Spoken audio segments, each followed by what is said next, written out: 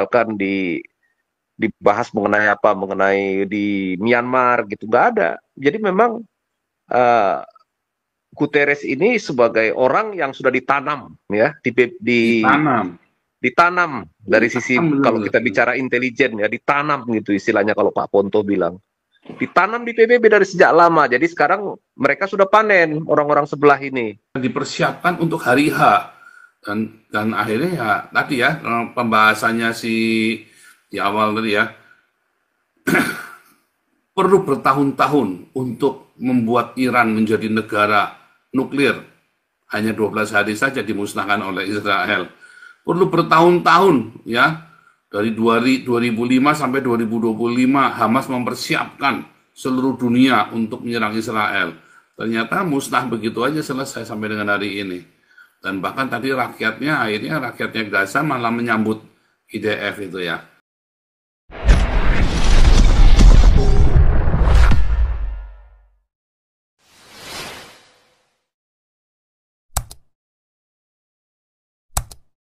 Siap, siap, Pak. Itu mau diskusi nih itu tadi itu bicara tentang situasi di Indonesia, tentang bagaimana kegelapan itu yang akan terjadi di Indonesia dari segi makro, dari segi investor. Saya rasa ini itu bukan hanya karena kesalahan pemerintah itu sendiri ya itu.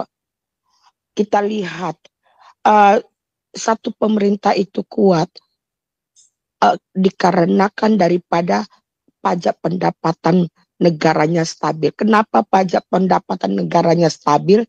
Berarti sistem dari pemerintah pajak masukan itu teks dari dari rakyat, dan bagaimana pekerjaan kepada rakyat itu, terutama jumlah penduduknya.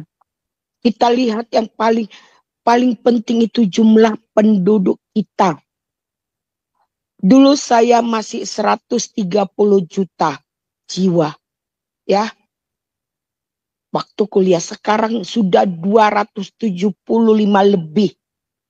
Bagaimana penanggulangan ini sendiri saja, jumlah penduduk Indonesia itu saja. Bukan saya katakan masih banyak lahan, masih banyak pulau yang apa. Jadi outlook APBN 2025, pertama untuk keseimbangan primer. Jadi jumlah penduduk itu aja untuk memadai makan penduduk, untuk memadai lapangan kerja, untuk memadai bagaimana menghasilkan kreativitas rakyat itu menjadi income negara itu sendiri. Sudah susah itu. Sudah susah karena dari mulai ini belum bisa ditangani. Salah satu negara bisa kuat adalah pertambahan jumlah penduduknya bisa ditekan. Indonesia kan tidak. Kita jangan, Pak Prabowo jangan cerita, dia mengatakan, ya karena kita orang-orang korupsi. Ya, kalau segi korupsi itu ada, memang itu benar. Tapi korupsi itu bukan hanya monoton di Indonesia loh. Nah inilah dari segi ini. Kita bisa lihat berapa pertambahan penduduk satu hari. Kenapa pertambahan penduduk itu berapa satu hari, 1 bulan, 1 tahun? Kenapa? Perkawinan muda. Kelahiran yang tidak bisa ditanggulangi pada masa muda. Di pesantren, anak daripada keluarga yang mempunyai masalah. Dari situlah dasarnya itu. Bagaimana investor datang, mau membuat investor itu? Karena dari pertama pun saya katakan, berani nggak Pak Prabowo mengeluarkan, saya tetap konsisten, mengeluarkan grup MUI, semua ormas agama mempunyai suara dan kepentingan dan kursi di pemerintahan. Oke, kita pindah ini dulu, Udora, supaya jangan ke situ lagi karena orang sudah banyak yang komplain, bosen katanya. Oke, kita Ya, mundur, oke. kita fokus dengan terus ya tadi bagaimana orang-orang kita dunia munafik ya, dia tidak mau mengakui ada pembantaian, bahkan Indonesia ikut-ikut mengutuk. Nah, kita fokus dengan itu dulu supaya jangan ke yang kecil-kecil, terlalu kecil-kecil begitu tuh bukan urusan kita. Ya itu udah mau diomongin kayak apa sampai berak darah juga nggak bakal didengar, udah percaya saya. Cuma Ini Pak udah Paul, gitu aja. mengenai Drus Ya, ini sudah ada permintaan dari patriark yang orang Kristen yang di Suriah kepada PBB untuk menolong pembantaian ini harus dihentikan gitu terhadap orang Kristen dan suku Drus juga. Tetapi PBB sampai sekarang ini tidak ada ini ya gerakan untuk menghentikan ini dari PBB karena Guterres ini kan anteknya orang sebelah ini kan gitu kan. karena memang Kemudian agendanya nggak juga ada, Pak. Karena kan ya gini, Guterres ini kan disetting memang hanya buat gede-gedean memblow up kasusnya Hamas. betul. Jadi dia itu Nah, memang jadi tidak ada agenda lain. Jadi kalau ada cerita Ukraina, PBB juga diam aja. Cerita yang Ukraina lain nggak ada. nggak selesai. Pokoknya cuma cerita Hamas saja. Setiap hari PBB ceritanya cuma Hamas. Jadi seakan-akan ya kelihatan sekali bahwa seluruh PBB ini memang sudah dikuasai oleh Hamas. Betul. Seluruh Agendanya cuma PBB itu Hamas saja. dikuasai Hamas dan ya terutama ya pendananya itu Qatar, Iran, Turki, dan Saudi Arabia sebenarnya Pak. Pendana-pendana PBB ini yang menggerakkan demo-demo anti-Israel dan antisemitik di seluruh dunia ini gitu ya. Nah, jadi ini memang sulit karena 77% daripada resolusi yang dihasilkan oleh PBB sejauh ini hanya membahas tentang Israel. Jadi nggak pernah membahas tentang pembantaian orang Kristen di Nigeria gitu ya, di Afrika, terus kemudian juga tidak membahas mengenai perang Ukraina, terus juga tidak membahas mengenai Uighur misalnya gitu ya, atau misalkan dibahas mengenai apa, mengenai di Myanmar gitu, nggak ada. Jadi memang uh, Guterres ini sebagai orang yang sudah ditanam ya Ditanam. ditanam dari sisi Ditanam kalau benar-benar. kita bicara intelijen ya ditanam gitu istilahnya kalau Pak Ponto bilang ditanam di PBB dari sejak lama. Jadi sekarang mereka sudah panen orang-orang sebelah ini. Panen apa? Ya panen dengan menggunakan Guterres ini untuk menimbulkan propaganda di seluruh dunia. Propaganda apa? Propaganda anti-Israel, antisemitik, anti Yahudi. Nah itu. Silakan Pak Paul. Jadi tadi ya, Guterres itu memang apa? Seluruh pendanaan dari Qatar. Tadi udah saya stylinnya Qatar ya. Tadi saya sudah stylin Qatar. Ini yang ngomong adalah Menteri Luar Negerinya Arab Saudi ya. Bahwa Qatar itu memang tempat ternak para radikal, pendana para radikal. Dan dia memang dapat uangnya ternyata dari situ ya, bukan dari minyak ya. Saya pikir Qatar itu kaya karena minyak loh. Bukan loh, memang dapat uangnya Qatar itu dari dia mainan perang ya. Jadi dia sana sini setoran semuanya, dananya dimasuk itu dia yang puterin tuh, dia yang kelola tuh semua dana-dananya itu. Nah, termasuk untuk pendanaan teroris dan radikal ini yang piara ini orang Qatar. Dan sebetulnya sepanjang apa namanya persiapan untuk 7 Oktober ini memang itu sudah dari mulai kampus-kampus di Amerika, cuman dia gagal dengan kampus-kampus di Eropa, gagal semua ya, nggak ada yang bisa. Cuma itu semua dipersiapkan semua tuh, ya bahkan kemarin ya dari Qatar si Presiden MIT sama Harvard kan terima uang dana penelitian dari Qatar lagi, sehingga memang kelihatan sekali tuh bahwa itu dikendalikan tuh kampus itu dikendalikan oleh Qatar, oleh Hamas ini. Ya, dan semuanya udah dipersiapkan, termasuk Guterres ini memang orang yang ditanam, yang dipersiapkan untuk hari H. Dan akhirnya ya tadi ya pembahasannya di awal tadi ya, perlu bertahun-tahun untuk membuat Iran menjadi negara nuklir. Hanya 12 hari saja dimusnahkan oleh Israel. Perlu bertahun-tahun ya, dari 2005 sampai 2025 Hamas mempersiapkan seluruh dunia untuk menyerang Israel. Ternyata musnah begitu aja selesai sampai dengan hari ini. Dan bahkan tadi akhirnya rakyatnya Gaza malah menyambut IDF itu ya. Oke, ini langsung Pak Teddy dulu, lalu Jenderal Ako ya. Pak Teddy dulu. Tambahin dikit aja, Pak Boleh. Paul. Silakan, langsung lanjut aja. Ini kalau dari pandangan saya, ini si Drus ini kan lagi diserang sama pasukannya Syria yang dulunya di bawah pimpinan presiden yang sekarang nih ya. Apa namanya? Orang yang presiden sementara ini. Ini kan presiden sementara ini kan ketua ISIS, ketua ini. Jadi dia pasukannya banyak. Ini pasukan ini kadang-kadang dia menang jadi presiden. Pasukan yang dia pimpin under dia ini berlagak. Jadi diam-diam si Drus ini diserang, ya kan. Nah, waktu tempoh hari saya udah bilang, saya ini agak curiga waktu si Trump sama si Netanyahu ketemu nih orang bertiga, ya kan, 6 mata. Terus tahu-tahu Trump sampai Washington balik, tahu-tahu ini embargo dilepas. Nah ini ada apa ini? Kalau menurut saya ini satu kesempatan si Trump ngomong sama si ini orang yang berewokan ini, dia bilang lu harus berbuat sesuatu, kalau enggak lu gua hantam. Makanya gua kasih lu kepercayaan, sedikit kepercayaan. Tapi nyatanya sekarang tentara lu nyerang Drus.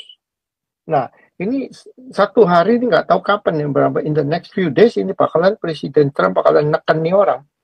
Kamu bisa berbuat sesuatu nggak? Kalau nggak, gua hantam lo. Itu kan, lu udah gua kasih kepercayaan, lu udah embargo, udah gua cabut, ya kan? Nah, sekarang tentara lu nyerang si Drus yang notabene ada di pihak Israel. Itu sih kalau menurut saya, Pak Po. Thank you, lanjut. Iya, jadi gini Pak Andi, sebetulnya nah ini sepertinya, makanya tadi saya bilang Trump ini terlalu terobsesi dengan Abraham Accord, program andalannya dia ini. Nah, jadi terlalu cepat dia melepaskan sanksi ekonomi yang selama ini dikenakannya kepada Suriah, terutama kepada Bashar al-Assad dulu ya.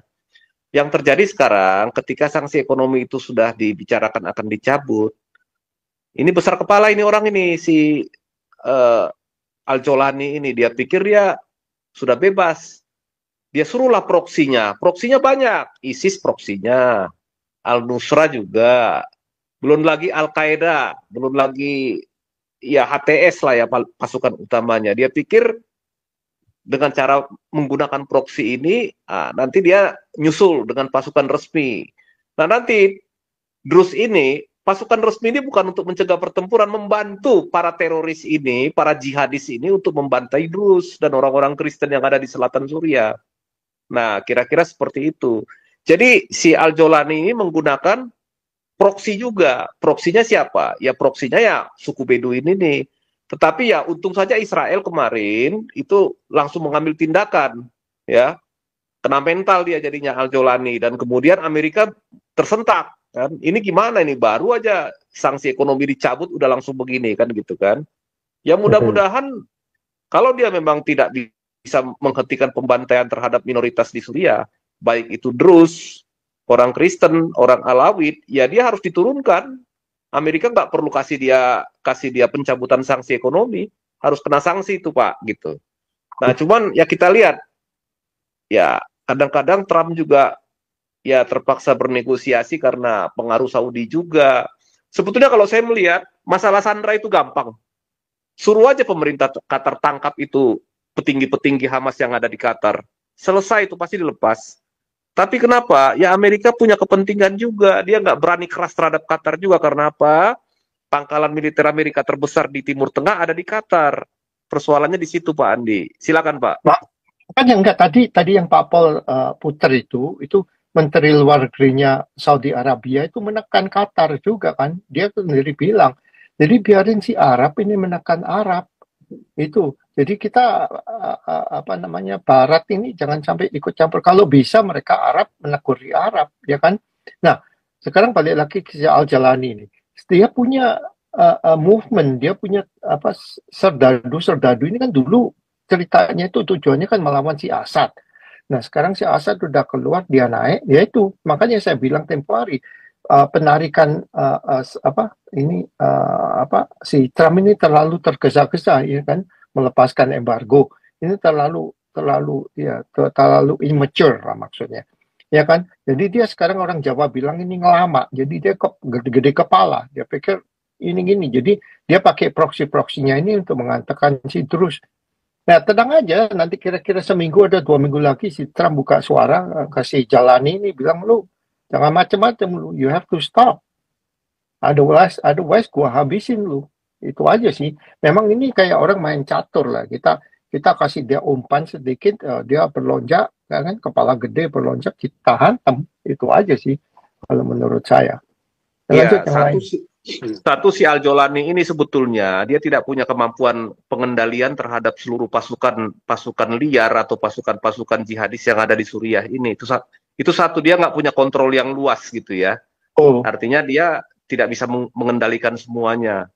Yang kedua, tetap ideologi dia itu adalah Al-Qaeda, ya. Tetap dia radikalis. Nah, itu nggak akan mungkin. Yang namanya niat untuk memusnahkan kaum minoritas itu nggak akan mungkin hilang dari otak mereka gitu. Itu nggak mungkin, Pak. Mana sekarang kalau kita lihat, Qatar ini memang agak aneh ini negara. Qatar itu sebenarnya negara Arab modern. Tetapi penguasanya itu siapa, rajanya itu yang penguasa tunggalnya yang sekarang ini sedang berkuasa di Qatar, itu ideologinya dia itu sama dengan Turki, Muslim Brotherhood gitu ya, Ikhwanul Muslimin ya. Nah, itu sama. Nah, sama juga dengan Hamas di Gaza, Ikhwanul Muslimin juga gitu.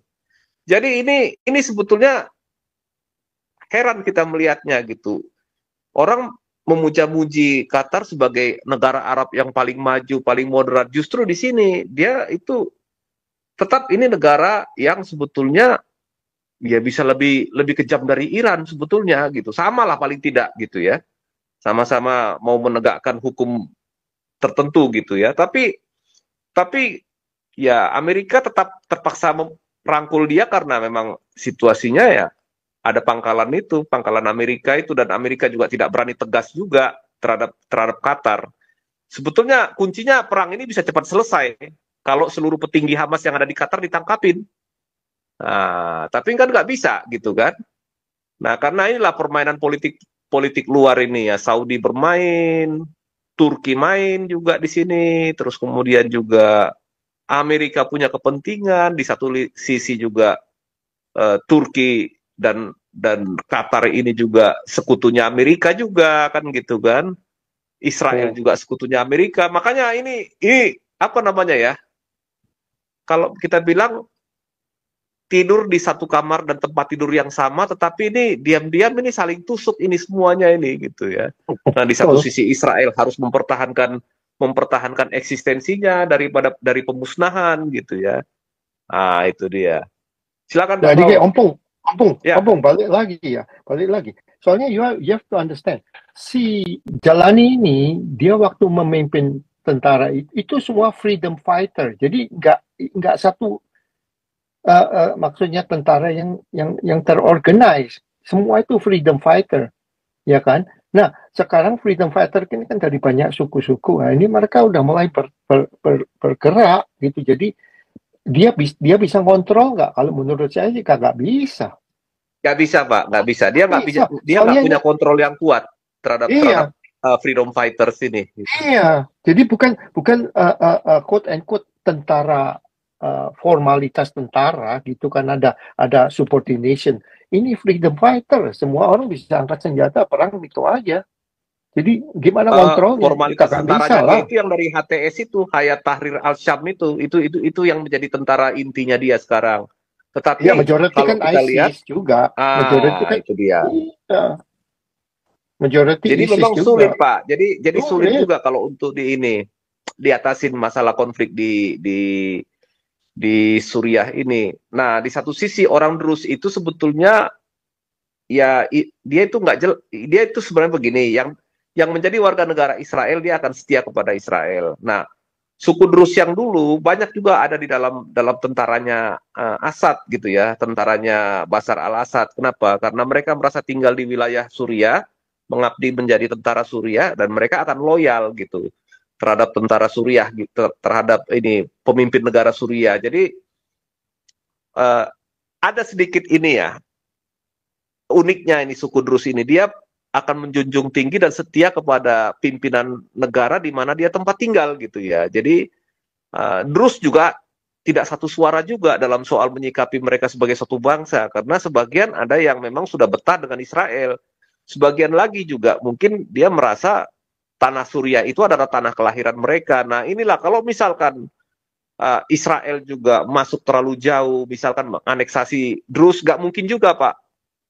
Nggak bisa juga gitu. Kenapa? Karena memang ya pertama dari sisi anggaran dan dana itu juga akan menambah beban bagi Israel gitu. Cuman yang saya khawatirkan ini kan orang-orang Druze yang dari di perbatasan Golan ini udah mulai maju ke timur.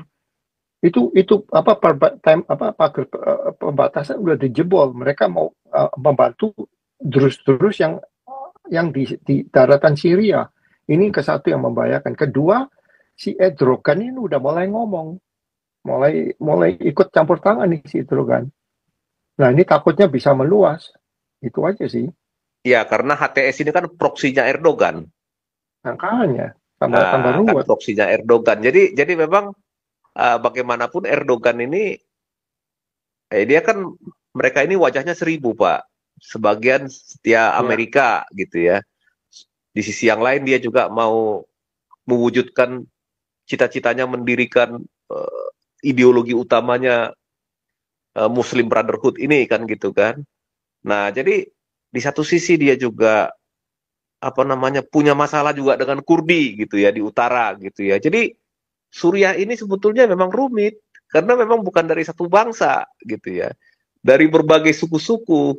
Nah, kenapa mereka itu Suriah ini bisa eksis sebagai suatu negara ya karena masalah pembagian ya mandat PBB itu. Suriah kalau tidak salah yang pegang dulu si Prancis. Suriah dengan Lebanon tuh yang pegang Prancis. Sementara tanah Kanaan sekarang dan ini Jordan yang pegang Inggris gitu. Jadi mandat itulah yang membuat mereka itu ketika dibagi menjadi satu bangsa gitu kan. Tapi ya sekarang ini ya ini kemungkinan kalau dibiarkan pecah bisa jadi 6 atau 7 negara Suriahnya gitu. Sama dengan Konoha juga kalau pecah itu bisa banyak negara kan gitu ya. Nah Suriah juga sama Pak. Tapi cuma alasan Israel satu menyerang ini gara-gara katanya dia ingin mempertahankan Golan Heights. Jangan sampai yang gara-gara si Druze di-push sama Ajalani punya tentara mereka ke barat. Nah ini kan Golan Heights bisa bahaya juga gitu sih. Kalau menurut saya. Memang Golan Heights sudah diminta sepertiga wilayah Golan Heights itu oleh pasukan Al-Jolani sebagai syarat bahwa dia akan menandatangani perjanjian Abraham Accord. Tetapi Israel tidak bodoh. Dia sudah mencium arahnya ini begini, Pak. Jadi kalau Golan itu dikuasai, jalan masuknya untuk menyerang Israel gitu. Silakan Pak Paul. Lanjut. Terus saya dengerin dari tadi. Benar itu niat busuk memang. Iya, Pak ini ya sekarang ya, Pak Teddy, ada nggak? Oh ya, Pak Teddy. Ada si Ratko, ada Teddy. Nah, ini ada Ratko juga. Shalom teman-teman. Shalom. Ya, pertama dulu saya coba itu ya, bahwa ini Syria ini ada pemimpin legitimasi yang diakui dunia. Kedua, masalah Jolani dan Amerika, Donald Trump cuma yang penting